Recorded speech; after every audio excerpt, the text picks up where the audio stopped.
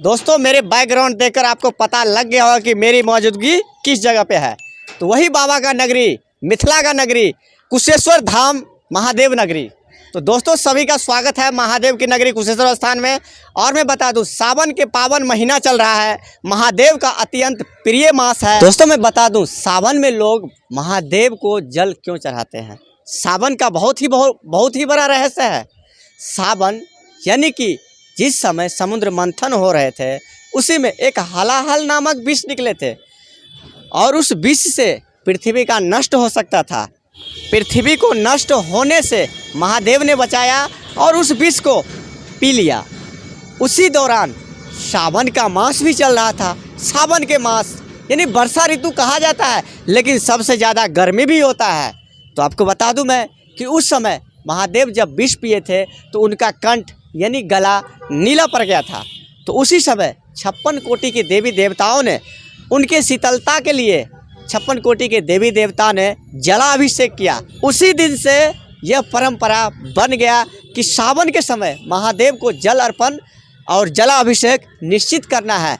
तो उसी दिन से परंपरा बना और लोग के अंदर श्रद्धा भावना इतना जगा कि उसी दिन से जब सावन का मास शुरू होता है तो लोग गंगा जी से जल भर के शिव स्वरूप शिवलिंग को 12 ज्योतिर्लिंगों को जलाभिषेक करते हैं इस माह में, ताकि महादेव प्रसन्न होकर मन चाहा इच्छा पूर्ति करते हैं।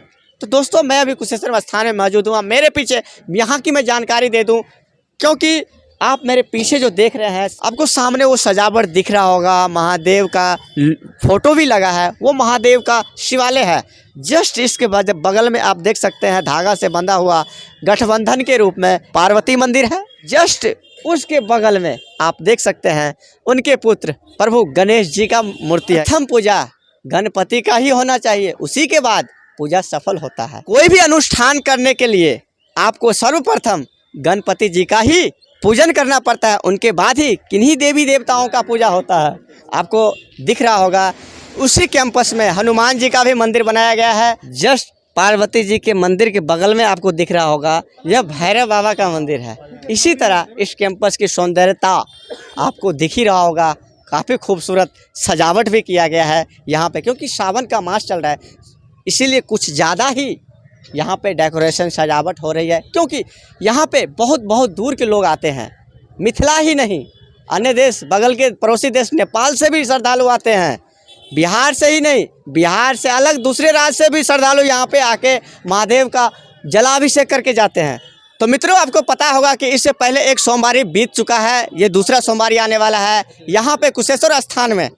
ये दूसरा सोमवारी कल आने वाला है। और मैं बता दूँ, यहाँ पे अर्धनारीश्वर थीम के आधार पर यहाँ पे मंदिर को सजाया गया है।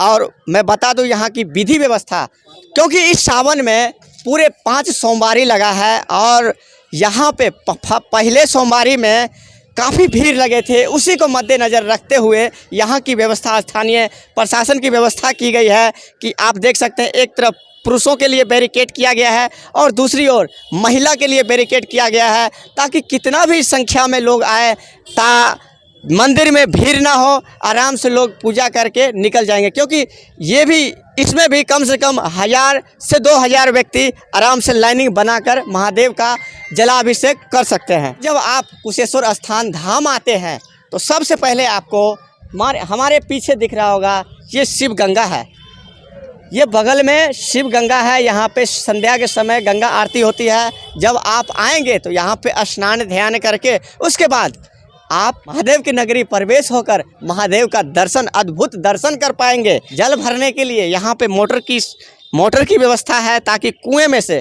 हर एक पाइपलाइन किया गया है। एक बार में कम से कम 500 श्रद्धालु जल भर सकते हैं, बस लोटा लगाओ जल भर गया। दोस्तों इस मंदिर को भी उसी अनुसार सजाया गया है।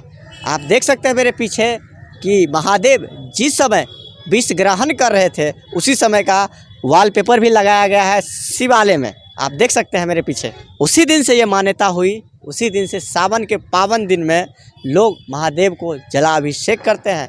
कांवड़ यात्रा कर 12 ज्योतिर्लिंगों का जलाभिषेक किया जाता है, उन्हीं का नाम कांवड़ यात्रा भी रखा गया। तो दोस्तों इसी तरह के अपडेट के साथ मिलते रहेंगे, अगले वीडियो में मिलेंगे। तब तक के लिए बहुत बहुत धन्यवाद। जय हिंद, जय भारत, हर हर महादेव।